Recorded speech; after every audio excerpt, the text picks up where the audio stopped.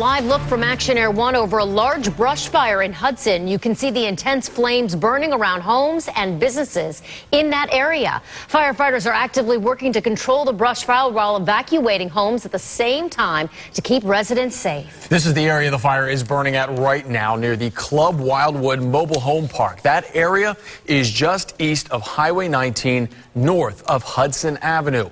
We've got live team coverage of the fire and what's being done to make sure everyone in that area is safe tonight. We begin with our Chris Martinez, who's staked out at the frontline command post on 5A Road. Chris, what can you tell us?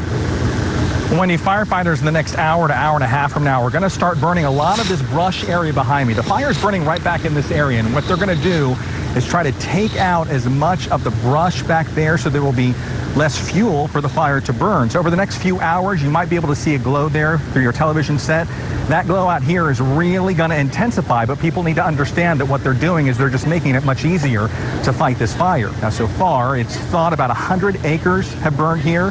This fire burning now for more than 5 hours, and right now we know the roof of one business out here was damaged by the flames.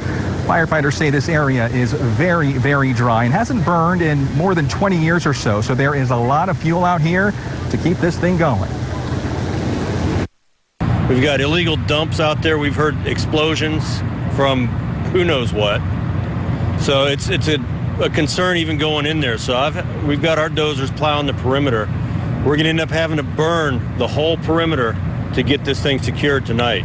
The firefighters say this fire was started by a person, either accidentally or on purpose. But before they can figure out exactly how it started, they have to get it out. So they're going to start this back burn here in the next hour to hour and a half or so. And they say once that begins, they hope they can get this whole thing contained within a matter of a few hours, at least sometime overnight. But they say this is going to burn for at least a day or so. So folks out here can expect a lot of smoke. A large section of US 19 right now is shut down. It might still be shut down tomorrow morning, at least parts of it during the morning commute. So definitely you want to tune in starting at 5 a.m. Meredith and Sulo will have your alternate routes to get around all the smoke from this fire. We'll let you know what happens throughout the night. For now, we're live in Hudson. I'm Chris Martinez, ABC Action News. Chris, thank you. That fire started rather small this afternoon, but as you can tell, once the wind picked up, it quickly spread. That meant fire rescue crews worked fast to evacuate folks living in that area. Our Chris Trenkman continues our live team coverage tonight with how people in that area are doing this evening. Chris? Well, if you're a patient here at the Bayonet Point Medical Plaza and you take a look out your window facing north, this is what you're seeing. Thick, billowing smoke blowing through neighborhoods and businesses here and coming dangerously close to this medical center.